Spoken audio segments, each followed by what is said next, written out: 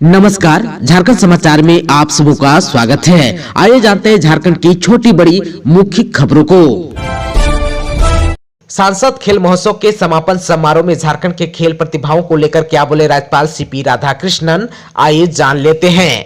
झारखंड के राज्यपाल सीपी राधाकृष्णन ने कहा कि झारखंड अपार संभावनाओं वाला प्रदेश है। इस राज्य में असीम खेल प्रतिभाएं हैं जिन्हें प्रोत्साहित करने की आवश्यकता है। हमारे युवाओं को प्रतिबद्धता के साथ आगे बढ़ना चाहिए, उन्हें उत्कृष्टता हासिल करनी होगी। वे यह संकल्प ले कि वे अपने लक्ष्य को प्राप्त कर सकते हैं। राज्यपाल रविवार को रांची के खेलगांव स्थित मेगा स्पोर्ट्स कॉम्प्लेक्स में आयोजित सांसद खेल महोत्सव के समापन समारोह को संबोधित कर रहे थे। आप सबको बता दूं कि 3 दिवसीय सांसद खेल महोत्सव के आयोजन के लिए उन्होंने लोकसभा सांसद संजय सेठ को बधाई देते हुए कहा कि ग्रामीण क्षेत्रों में युवाओं के बीच खेल को आगे बढ़ाने व एक नया अवसर प्रदान करने की दिशा में यह सराहनीय प्रयास है। उन्होंने सांसद खेल महोत्सव में भाग लेने वाले प्रतिभागियों को बधाई देते हुए उनके उज्जवल भविष्य की कामना की और कहा कि इस तरह के खेल आयोजनों से कई छिपी हुई प्रतिभाएं सामने आएंगे एवं राष्ट्रीय और अंतर्राष्ट्रीय प्रतियोगिता में उत्कृष्ट प्रदर्शन कर राष्ट्र को गौरवान्वित करेंगी।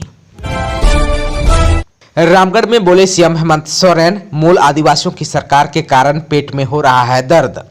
गोला यानी कि रामगढ़ विधानसभा उपचुनाव को लेकर गोला के SS+2 हाई स्कूल में रविवार को यूपीए प्रत्याशी बजरंग महतो के पक्ष में चुनावी सभा का आयोजन किया गया। कार्यक्रम में मुख्यमंत्री हेमंत सोरेन भाजपा आंसू पर खूब बरसे। उन्होंने कहा कि झारखंड में मूल आदिवासियों की सरकार बनी है, इसलिए विपक्षों के पेट में दर्द हो रहा है। चतरा पुलिस ने चर्चित प्रकाश यादव हत्याकांड का किया खुलासा, 4 अपराधी गिरफ्तार।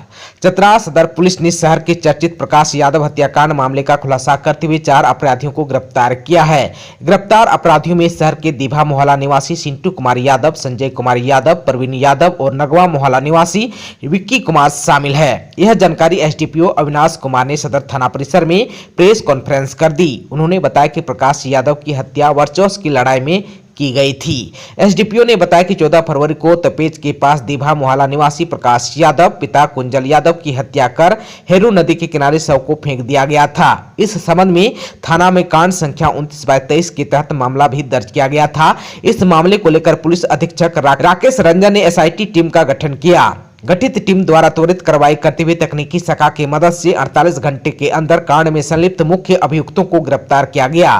गिरफ्तार सभी अभियुक्तों ने पुलिस के समक्ष अपना अपराध भी स्वीकार किया है। रेबिका हत्याकांड का मुख्य आरोपी मेनुअल ने उगले राज, 5 घंटे में किया था शव के कई टुकड़े। रेबिका हत्याकांड का मुख्य आरोपी मेनुअल अंसारी को पुलिस ने 62 दिनों बाद दिल्ली से गिरफ्तार किया। शुक्रवार देर शाम उसे लेकर पुलिस साहिबगंज पहुंची। कड़ी सुरक्षा व्यवस्था के बीच रात भर उसे जिरवाबाड़ी ओपी में रखा गया। कई घंटे तक पुलिस अधिकारियों ने उनसे पूछताछ की। शनिवार को एसपी अनुरंजन किस्पोटा ने बताया कि मेनुअल अंसारी मृतका रेबिका पहाड़िन के पति दिलदार अंसारी का सगा मामा है, जो घटना का षड्यंत्र करता भी है। इसी के इशारे पर घटना को अंजाम दिया गया था। आप सबको बता दो कि पूछताछ के दौरान मेनुअल अंसारी ने कई खुलासे भी किए।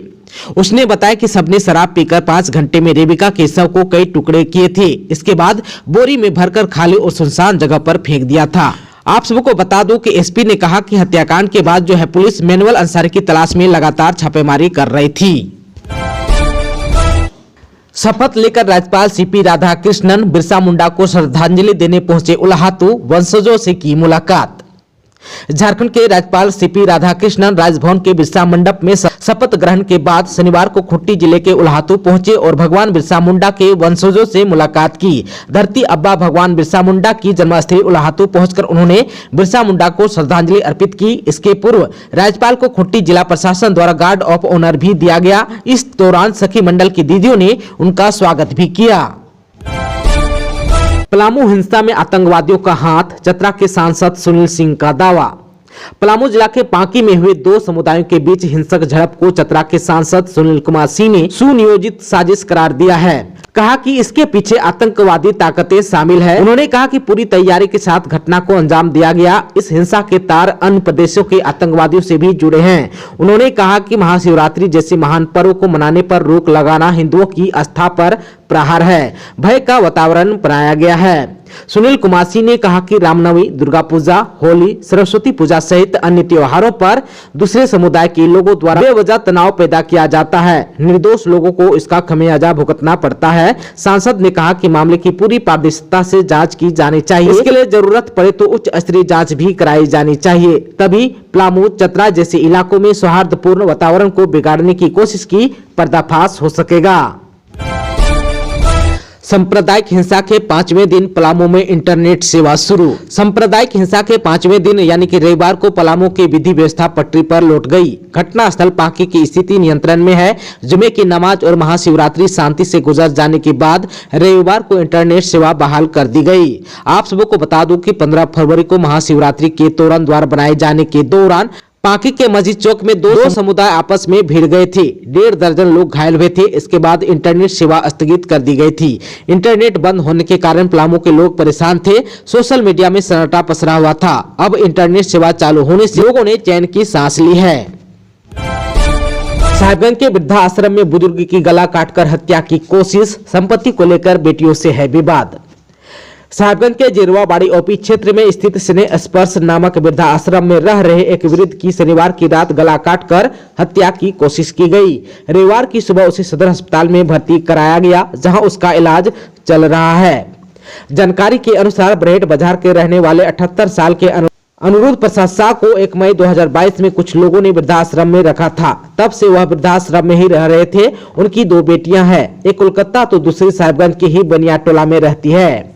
सूत्रों की माने तो वृद्ध के पास कुछ संपत्ति भी है, जिसे लेकर पहले से विवाद चल रहा है। वृद्ध अपनी संपत्ति 3 भागों में बांटना चाहता है। 2 हिस्सा अपनी 2 बेटियों को तो 1 हिस्सा अपनी बहन को देना चाहता था, लेकिन बेटियां इसके लिए तैयार नहीं थी। इसी के बाद वृद्ध वृद्धाश्रम में आकर रहने लगा। साहिबगंज में रहने वाली बेटी वृद्धाश्रम में जाकर हंगामा भी कर चुकी है। शनिवार की रात जो है करीब 10 बजे वृद्धाश्रम में रहने वाले सभी महिला पुरुष खाना खाकर अपने अपने कमरे में सो गए। सुबह में एक महिला उठी तो उसने वृद्ध को शौचालय के पास गिरा देखा। पास में जाने पर गला कटा हुआ था। इसके बाद महिला ने अन्य लोगों को मामले की जानकारी दी। कुछ लोगों की मदद से जख्मी बुजुर्ग को सदर अस्पताल भेजा, जहां उनका इलाज जारी है। गुआकोला गांव में घुसा 28 हाथियों का झुंड, ग्रामीण को कुचलकर मार डाला। जामताड़ा के मेहजाम के गुआकोला क्षेत्र के जंगल में शनिवार को हाथियों का आतंक देखने को मिला। शनिवार की रात 28 हाथियों का झुंड गांव में घुस गया। हाथियों ने एक ग्रामीण को कुचलकर मार डाला। गांव में अचानक बड़ी संख्या में हाथियों के घुस जाने से अफरा तफरी का माहौल हो गया। लोग जान बचाकर इधर उधर भागने लगे। इसी बीच हाथियों ने एक ग्रामीण को मार डाला। घटना की जानकारी मिलते ही वन विभाग की टीम मौके पर पहुंची और ग्रामीणों को सुरक्षित ठिकानों पर जाने को कहा। इसके साथ ही जामताड़ा विधायक डॉक्टर इरफान अंसारी भी मौके पर पहुंचे। विधायक ने विभाग के अधिकारियों से घटना की जानकारी ली। उन्होंने वन विभाग को ग्रामीणों की सुरक्षा के इंतजाम करने का निर्देश दिए। साथ ही देर रात से ही ग्रामीणों की मदद में पूरी टीम के साथ जुटे रहे। बोकारो में बर्ड फ्लू से मरी 250 मुर्गियां, होली के पहले राज्य में बर्ड फ्लू की एंट्री। रंगों के त्योहार होली के पहले राज्य में बर्ड फ्लू की आहट हो गई है। बोकारो जिले में बर्ड फ्लू से पिछले 2 दिनों में 250 से अधिक मुर्गियों की मौत हो गई। इससे कृषि और पशुपालन विभाग अलर्ट मोड में आ गया है। पशुपालन निदेशक चंदन कुमार के नेतृत्व में एक टीम बोकारो पहुंच गई। टीम ने बोकारो के सेक्टर 12 स्थित लोहांचल में सरकारी मुर्गी फार्म में जाकर स्थिति का जायजा लिया। इसके पहले मुर्गियों का सैंपल कोलकाता भेजा गया। वहां पर बर्ड फ्लू की पुष्टि मुर्गियों में की गई। कोलकाता के लैब से बर्ड फ्लू के कुछ सैंपल को national institute of high security animal जित भोपाल भेजा गया। यहाँ की रिपोर्ट का पशुपालन विभाग की तरफ से इंतजार किया जा रहा है। पत्थर से कुचलकर की पत्नी की हत्या, पति के थे अपनी भाभी से अवैध संबंध। झारखंड के गिरिडीह से एक बेहद ही शर्मनाक खबर आ रही है, जहां एक पति ने 7 फेरों की परवाह न करते हुए अपनी पत्नी को दे दी दर्दनाक मौत, क्योंकि पत्नी अपने पति और उसकी भाभी के अवैध संबंधों के बीच आ रही थी। ये घटना है झारखंड के गिरिडीह जिले के तिसरी थाना क्षेत्र की, जहां घाघरी कुरा पुल के नीचे 14 फरवरी को रिंकी देवी नामक महिला की लाश बरामद हुई है। महिला की लाश मिलते ही पूरे क्षेत्र में हड़कंप मच गया। विवाहिता की हत्या का साक्ष्य मिटाने के उद्देश्य से आरोपी ने उसके चेहरे और शरीर को पत्थरों से कुचल दिया था। इधर रिंकी देवी के पिता लखन महतो ने उसके पति हेमराज फांसी पर ही अपनी बेटी की नृशंस हत्या कर शव को फेंकने का आरोप लगाते हुए गंवा थाना में प्राथमिकी दर्ज कराई है। प्राथमिकी दर्ज होते ही मामले की गंभीरता को देखते हुए गिरिडीह एसपी अमित रेणु के निर्देश पर खोरी महुआ अनुमंडल पुलिस पदाधिकारी के नेतृत्व में गठित टीम ने मामले का उद्भेदन करते हुए गिरिडीह थाना क्षेत्र के टिकोडी गांव निवासी मृतक महिला के पति हेमराज पासी को महिला की हत्या के आरोप में गिरफ्तार कर लिया। वहीं गिरफ्तारी के 3 दिन बाद आरोपी पति हेमराज पासी ने पुलिस के समक्ष अपना जुर्म भी कबूल कर लिया है। चक्रवात के कारण झारखंड में छाए बादल, मौसम में आए बदलाव। झारखंड के आसमान पर बादलों की आवाजाही बढ़ गई है, जिसका कारण है ओडिशा और छत्तीसगढ़ में आया चक्रवात। इस चक्रवात का असर झारखंड में दिख रहा है। आप सबको बता दें कि राज्य में मौसम में कुछ बदलाव के साथ कुछ जिलों में आंशिक बादल छाए हुए हैं। आप सबको बता दूं कि रविवार को रांची समेत कई जिलों में आसमान में बादल छाए रहने से सूरज की तपिश कम रही। मौसम पूर्वानुमान की बात करें तो राज्य के कुछ हिस्सों में आंशिक बादल छा सकते हैं। मौसम विभाग के अनुसार पूर्वी सिंहभूम, पश्चिमी सिंहभूम और सरायकेला खरसावां जिले में रविवार को आंशिक बादल छाए रहे, जबकि 20 से 22 फरवरी तक सुबह में कोहरा या धुंध छाए रहने का अनुमान है। आप सबको बताते चले कि राज्य में पिछले 24 घंटे में मौसम शुष्क रहा। रांची को मिलेगा 2 अंतर्राष्ट्रीय प्रतियोगिता की मेजबानी का मौका। सैफ एथलेटिक्स में शामिल होंगे 7 देश। झारखंड की राजधानी रांची आने वाले कुछ महीनों में 2 अंतर्राष्ट्रीय प्रतियोगिता की मेजबानी करेगा। इसमें एक एथलेटिक्स का और दूसरा हॉकी का होगा। रांची में अंतर्राष्ट्रीय स्तर के इंफ्रास्ट्रक्चर को देखते हुए अंतर्राष्ट्रीय फेडरेशन की ओर से इसकी मेजबानी करने का मौका दिया जा रहा है। अक्टूबर या नवंबर में ये दोनों आयोजन रांची में होंगे। इसमें साउथ एशियन एथलेटिक्स चैंपियनशिप और हॉकी का इंटरनेशनल इवेंट का आयोजन शामिल है। सैफ एथलेटिक्स के आयोजन की तैयारी खेल निदेशालय की ओर से की जा रही है। गुमला के किसानों को बजट से काफी उम्मीद, कहा खाद्य बीज और कृषि ऋण पैकेज का मिले लाभ। 27 फरवरी 2023 से झारखंड विधानसभा सत्र शुरू होने वाली है। इस विधानसभा सत्र से लोगों को काफी उम्मीदें जुड़ी हुई है। मार्च माह में बजट सत्र है, जिस पर सभी की नजर है। खासकर किसान वर्ग के लोग बजट सत्र से किसानों के हित में बजट पेश होने की उम्मीद जताए हैं। गुमला के कुछ किसानों से होने वाले झारखंड विधानसभा बजट सत्र पर अपनी राय दी है। गुमला के किसानों ने अपनी प्रतिक्रिया बताते हुए कहा कि इस बजट में किसान वर्ग में विशेष ध्यान देने की आवश्यकता है। कृषि उपकरण के सामग्री में छूट दिया जाना चाहिए। वहीं कृषि ऋण माफी किया साथ कृषि ऋण माफी किया जाना चाहिए। साथ ही किसानों को मिलने वाली सभी सुविधाओं को धरातल में उतारने वाला बजट होना चाहिए। दोस्तों, अभी तक आपने चैनल को सब्सक्राइब नहीं किया है तो प्लीज चैनल को सब्सक्राइब कर बेल आइकन को प्रेस कर दीजिएगा, ताकि खबरों का अपडेट आपको मिलता रहेगा। इसके साथ ही आज के खबरों में बस इतना ही। हमें दीजिए इजाजत। नमस्कार।